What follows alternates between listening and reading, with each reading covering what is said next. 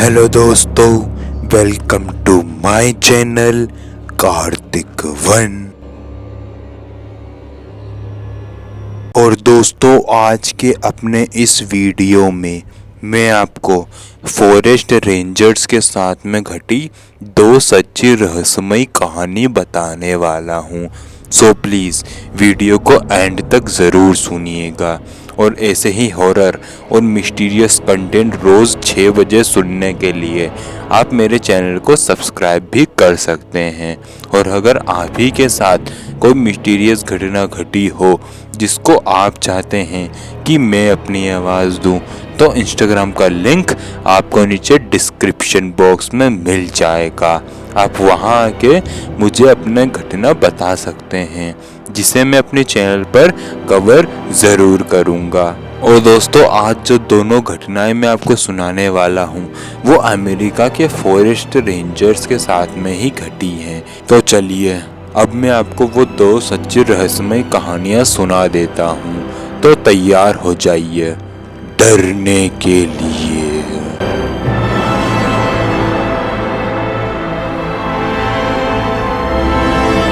दोस्तों, ये पहली घटना जो आज मैं आपको सुनाने जा रहा हूँ वो टॉम जी के साथ में घटी है। और आगे की घटना मैं आपको टॉम जी के नज़रिए से ही सुनाऊंगा।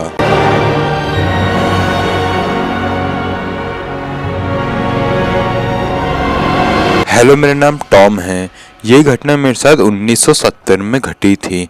दरअसल 1970 में मैं अमेरिका के ही एक जंगल में फॉरेस्ट रेंजर का काम किया करता था। मेरी शिफ्ट सुबह के 9 बजे से रात के 9 बजे तक होती थी। और जैसे ही रात के 9 बजते थे तो मेरी जगह पर डॉम आ जाया करता था और वो सुबह के 9 बजे तक अपना काम किया करता था। मेरे साथ एक और आदमी काम किया करता था, जो कि हमारी शिफ्ट जो थी वो एक ही टाइम पर हुआ करती थी। और उस आदमी का नाम जोसेफ था। वो जोसेफ जो है मेरे साथ में ही काम किया करता था, लेकिन दिक्कत ये थी कि उसका रहने का जो जगह थी वो मुझसे पूरे 10 किलोमीटर दूर थी। इसलिए हम फेस टू फेस कभी भी बात नहीं कर पाते थे। लेकिन हाँ, हम वॉकी टॉकी के थ्रू कभी कभी बात कर लिया करते थे। तो वो जून का महीना था जब मेरे साथ ये घटना घटी थी। दरअसल दोपहर के टाइम पे मुझे वॉकी टॉकी पे जोसेफ का एक मैसेज आया। उसमें जोसेफ ने मुझसे कहा कि मेरे पास एक कंप्लेंट कॉल आई थी, जिसमें एक फैमिली ने मुझे कहा कि उनका एक फैमिली मेंबर उस जंगल में गुम हो गया है जहां पर मैं मौजूद था। तो जोसेफ ने मुझे बोला कि तुम वहां पे चेक करो कि आखिर वहां क्या हुआ है। तो मैंने जोसेफ से पूछा कि उस लड़के का नाम क्या है। तो जोसेफ ने उसका नाम बैरन बताया था। ये पूछने के बाद मैंने जोसेफ को कहा कि ठीक है, मैं अपने एरिया में बैरन को ढूंढने की कोशिश करता हूँ। तो मैंने उस पूरे एरिया को एकदम ध्यान से एकदम खंगाल दिया। खंगाला तो मुझे एक पेड़ के नीचे एक लड़का मिला, जो कि शायद अपने हाथों से अपने मिट्टी को खोद रहा था। मुझे वो आदमी बहुत ही ज़्यादा अजीब सा लगा। तो मैं उस तरफ गया और मैंने उसके पास जाके उसको बोला कि हे, तुम कौन हो? क्या तुम्हारा नाम बैरन है? तो उसने बहुत ही ज़्यादा अजीब तरीके से मेरी तरफ देखा। मैंने उसकी शक्ल देखी तो वो बहुत अजीब सा था। उसकी नाक में से खून बह रहा था और उसकी आंखें बहुत ही ज़्यादा बड़ी बड़ी थी। इतनी बड़ी बड़ी आंखें एक इंसान की नहीं हो सकती। लेकिन फिर भी मैंने उससे पूछा कि आपका नाम बैरन है? तो उसने कहा कि हाँ, मेरा नाम बैरन ही है। लेकिन जब उसने ये कहा था तो उसकी आवाज़ ऐसी लग रही थी मानो वो कोई रोबोट हो और उसके अंदर ये आंसर पहले से ही प्रोग्राम करके रखा गया हो। तो मैंने कहा कि तुम क्या अपने परिवार से बिछड़ गए हो? तो उसने कहा कि हाँ, मैं अपने परिवार से बिछड़ गया हूँ। उसने इस बार भी उसी रोबोटिक आवाज़ में जवाब दिया था। तो मैंने कहा कि तुम मेरे पीछे पीछे आओ। और मैं फिर अपने वो उस पॉइंट पर पहुंचने लगा जहां पर मेरी पोस्टिंग थी। और वो बैरन भी मेरे पीछे पीछे ही चल रहा था। और उसी समय मैंने जोसेफ को वॉकी टॉकी पे कहा कि मुझे वो बैरन मिल गया है और उसे मैं अपने कैंप पर ले आया हूँ। तो तुम भी अपने उस परिवार को बोल दो कि मुझे उनका फैमिली मेम्बर मिल गया है। तो सामने से जोसेफ का जो जवाब आया वो सुन के मैं एकदम दहल गया। मैं आपको पहले ही बता दूं कि मैंने जोसेफ को जब वॉकी टॉकी पर मैसेज भेजा था। उससे पहले मैं अपने कैंप में पहुंच चुका था। कैंप में पहुंचने के बाद मैंने उस बैरन को अपने ट्रक में बैठाया था। वो पीछे की तरफ बैठा हुआ था और मैंने दरवाजे को एकदम बंद कर दिया था। वहां से भागने का सिर्फ एक ही रास्ता था जहां मैं खड़ा था, तो ये तो पॉसिबल ही नहीं था कि बैरन वहां से भाग जाए। खैर, मैं आपको आगे की कहानी सुनाता हूँ। तो जैसे ही मैंने जोसेफ को कहा कि मुझे उनका फैमिली मेम्बर मिल गया है, तो सामने से जोसेफ का रिप्लाई आया कि क्या बात कर रहे हो, बैरन तो मेरे सामने खड़ा है, उसको मैंने ढूंढ लिया है और मैंने बल्कि उनके फैमिली मेम्बर को बैरन को सौंप भी दिया है। तो तुमने किस बैरन की बात की है? तो मैंने उनको बताया कि एक पेड़ के नीचे मुझे एक लड़का मिला था, जिससे मैंने पूछा तो उसने अपना नाम बैरन बताया था, इसलिए मैं उसे उठा के अपने कैंपिंग पॉइंट पर लेके आया हूँ। तो बहुत ज़्यादा डरती हुई आवाज़ में जोसेफ ने मुझसे कहा कि तुम उस ट्रक में से उस आदमी को बाहर निकालो और वहाँ से जल्द निकलकर मेरे पास आओ। तो मैंने जोसेफ को कहा कि ऐसा क्यों करना है? तो उसने मुझ पर गुस्सा कर दिया और कहा कि तुम्हें अगर अपनी जान प्यारी है तो फटाफट वहाँ से निकलो। तो मैं समझ चुका था कि मेरे साथ कुछ गड़बड़ हुई है, तो मैं पीछे ट्रक में गया उस आदमी को निकालने के लिए जिसने अपना नाम बैरन बताया था। लेकिन हैरानी की बात यह थी कि जब मैं पीछे गया तो वहाँ पर वो बैरन मौजूद नहीं था, वो वहाँ से भाग चुका था। लेकिन हैरानी की बात थी कि वो वहाँ से भाग कैसे सकता था, क्योंकि वहाँ से भागने का सिर्फ एक ही रास्ता था जहाँ मैं खड़ा था। तो ये तो पॉसिबल ही नहीं था कि वो वहाँ से भाग पाए, लेकिन फिर भी पूरे ट्रक में वो मौजूद नहीं था। तो मैं समझ चुका था कि अभी मेरे साथ कुछ बहुत बड़ा घटित हुआ है। तो मैं लिटरली भाग कर जोसेफ के पास गया, 10 किलोमीटर का रास्ता तय करते हुए। तब तक शाम हो चुकी थी। तो मैंने जोसेफ को पूछा कि जोसेफ, तुमने मुझ पर गुस्सा क्यों किया था और वो आदमी कौन था और तुमने मुझे वहाँ से निकल जाने को क्यों कहा? तो जोसेफ ने कहा कि अच्छा हुआ तुम्हारी जान बच गई, अगर मैंने थोड़ी देर और बाद अगर तुम्हें ये इन्फॉर्मेशन दी होती तो तुम आज यहाँ मेरे सामने जिंदा नहीं खड़े होते। तो एक बार फिर से मैंने उससे पूछा कि तुमने वहाँ से निकल जाने को क्यों कहा? तो जोसेफ ने कहा कि ये तुम्हारी समझने वाली बात नहीं है, तुम्हें तो खुशी मनानी चाहिए कि तुम अभी यहाँ जिंदा खड़े हो। मेरे हर बार पूछे जाने पर जोसेफ बात को पलट दिया करता था। 1 महीने बाद मैंने जोसेफ को फिर से पूछा कि 1 महीने पहले हमें जो वो आदमी मिला था वो कौन था? तो जोसेफ ने डरते हुए मुझसे कहा कि वो एक छलावा था और अगर तुम उसके पास और रुकते तो वो तुम्हारी जान भी ले सकता था। और ये मुझे इसलिए पता है क्योंकि ये घटना खुद मेरे साथ भी हो चुकी है।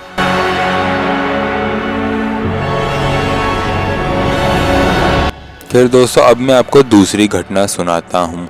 ये दूसरी घटना जो मैं आपको सुनाने जा रहा हूँ वो एंड्रयू के साथ में घटी है और आगे की घटना मैं आपको एंड्रयू के नज़रिए से ही सुनाऊंगा। हेलो, मेरा नाम एंड्रयू है। ये घटना मेरे साथ 2001 में घटी थी। मैं अमेरिका के कैलिफोर्निया राज्य का रहने वाला हूँ। मेरी पोस्टिंग एक जंगल में हुई थी एक फॉरेस्ट रेंजर्स के तौर पर। मुझे वहाँ काम करते करीब 2-3 महीने हो चुके थे और मैं समझ चुका था कि फॉरेस्ट रेंजर्स का आखिर काम क्या होता है। तो एक रात को जो है मेरे पास एक कंप्लेंट कॉल आई जिसमें ये बताया गया कि एक फैमिली फॉरेस्ट में फंसी हुई है और मुझे वहाँ जाके उनको रेस्क्यू करना है। तो मैं वहाँ गया तो मैंने देखा कि वहाँ का जो पूरा परिवार था वो बहुत ही ज़्यादा परेशान था, बहुत ही ज़्यादा दुखी लग रहा था। तो मैंने उनको पूछा कि आखिर यहाँ क्या हुआ है। तो उन्होंने मुझे सारी बात बताई कि वो यहाँ पर कैंपिंग करने के लिए आए थे। वो यहाँ बैठकर पार्टी वगैरह बियर वगैरह पी ही रहे थे, तब उन्हें अपने कैंप के पास किसी एक ऐसे जानवर की सीटी मारने की आवाज़ आई, मानो वो सीटी मारकर उन्हें ही बुला रहा हो। ये सारी घटना मुझे उसी परिवार के सदस्यों ने मुझे खुद बताई थी जो आज मैं आपको बता रहा हूँ। आगे उस परिवार वालों ने ये बताया कि हमारे फैमिली का एक मेंबर उस कैंप से बाहर निकला देखने के लिए कि आखिर ये सीटी कौन मार रहा है। तभी अचानक से जो है हमारे फैमिली मेंबर की चीखने की आवाज़ आई। हम सब उस कैंप से बाहर निकलकर देखने लगे कि हमारा वो फैमिली मेंबर कहाँ गया है, लेकिन हमें वहाँ कोई भी दिखाई नहीं दिया। हमने हमारे फैमिली मेंबर को ढूंढने की बहुत कोशिशें की, लेकिन हमें वहाँ कोई भी नहीं दिखा। ये सारी बात मुझे जो है उन फैमिली मेम्बर्स ने बताई थी और वो मुझसे रिक्वेस्ट कर रहे थे कि मैं उनके फैमिली मेम्बर को ढूंढूं। तो मैंने उनसे उनकी फैमिली मेम्बर की सारी जानकारी ली कि वो कौन था वगैरह वगैरह। तो उन्होंने मुझे बताया कि वो 16 साल का एक लड़का था जिसका नाम जॉर्ज था और वो दिखने में एक नॉर्मल सा इंसान जैसा ही दिख रहा था। वो बहुत ही ज़्यादा गोरा था और उसके बड़े बड़े बाल थे। ये सारी जानकारी पता चलते ही मैंने अपने 2 साथियों को और बुला लिया। वो आधे घंटे में मेरे पास पहुंच चुके थे और अब हम 3 लोग मिलकर आसपास का पूरा एरिया को खंगाल रहे थे। खंगालते वक्त ही मेरे साथ ये घटना घटी थी। जब हम एरिया को खंगाल रहे थे तो मुझे किसी के सीटी मारने की आवाज़ आई। वो सीटी मारने की आवाज़ ऐसी थी मानो कोई जानवर सीटी मारने की कोशिश कर रहा हो। और मैंने जब उस तरफ टॉर्च मारी जहाँ से सीटी मारने की आवाज़ आ रही थी तब मुझे वहाँ कोई भी ढंग से दिखाई नहीं दे रहा था। उसके बाद हम वापस से उसी एरिया को खंगालने लगे तो हमें ऐसा लगा मानो कोई बहुत ही ज़्यादा तेज़ी से हमारे एकदम पास में से भाग कर गया हो। मैंने अपनी टॉर्च की लाइट में उसको सिर्फ कुछ पल के लिए देखा था। वो एकदम सूखा सा और बहुत ही ज़्यादा पतला सा जीव लग रहा था जिसके शरीर पर एक भी बाल मौजूद नहीं थे। मैंने उस जीव को कुछ चंद पलों के लिए उस समय देखा था और मैंने उसके बाद अपने उन दोस्तों को इस जानवर के बारे में सारी जानकारी दी कि अभी मुझे कुछ देर पहले क्या दिखा है। हम लोग ये बात कर ही रहे थे, उसी समय अचानक से हमें फिर से एक सीटी की आवाज़ सुनाई दी और मैंने इस बार फिर से उसी सीटी की तरफ टॉर्च मारी और इस बार मुझे वो जानवर दिख गया। वो दिखने में बहुत ही ज़्यादा पतला सा था और उसकी आंखें एकदम काली काली थी और वो अपने चारों हाथ पैरों पर एकदम रेंग रहा था। उसके शरीर पर एक भी बाल मौजूद नहीं थे और वो अपने मुंह से सीटी की आवाज़ें निकाल रहा था। हमारी टॉर्च उसके ऊपर जैसे ही पड़ी तो वो घुर्राने लगा और हमारी तरफ बढ़ने लगा। तो मेरा एक साथी था, उसने उसके ऊपर गोली चला दी जो उसको लगी भी सही, लेकिन उसके शरीर में से एक खून का टिपका भी बाहर नहीं गिरा।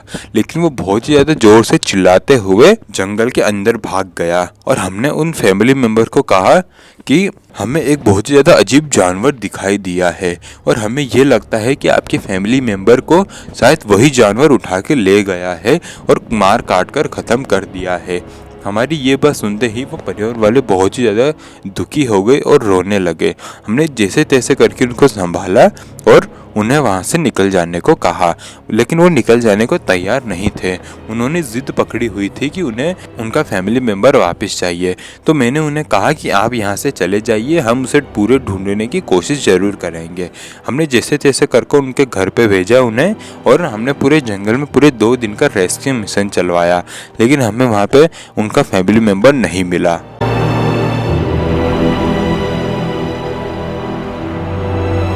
दोस्तों, दूसरी घटना जो आपने सुनी उसमें मुझे ये लगता है कि उन फॉरेस्ट रेंजर्स का जिस जीव से सामना हुआ था वो एक क्रॉलर था, क्योंकि जैसा कि उन्होंने उस जानवर का हुलिया बताया वो एकदम एक क्रॉलर से मिलता जुलता है। क्रॉलर के ऊपर भी मैंने अपना एक वीडियो बनाया हुआ है जिसका लिंक मैं आपको नीचे डिस्क्रिप्शन बॉक्स में दे दूंगा। उस वीडियो में मैंने आपको क्रॉलर के बारे में अच्छी खासी जानकारी दे रखी है, आप वहां जाके क्रॉलर का उस वीडियो को देख सकते हैं। खैर दोस्तों, ये वीडियो होती है यही ख़त्म। आपको ये वीडियो कैसी लगी प्लीज़ मुझे नीचे कमेंट करके बताना और ऐसे ही हॉरर और मिस्टीरियस कंटेंट रोज़ सुनने के लिए आप मेरे चैनल को सब्सक्राइब भी कर सकते हैं। और रही बात दोस्तों कल की वीडियो की, तो कल की वीडियो होगी स्किन वॉकर को देखे जाने की एक सच्ची रहस्यमयी घटना पर। तो मिलते हैं कल की डरावनी वीडियो के साथ, तब तक के लिए जय हिंद, जय भारत।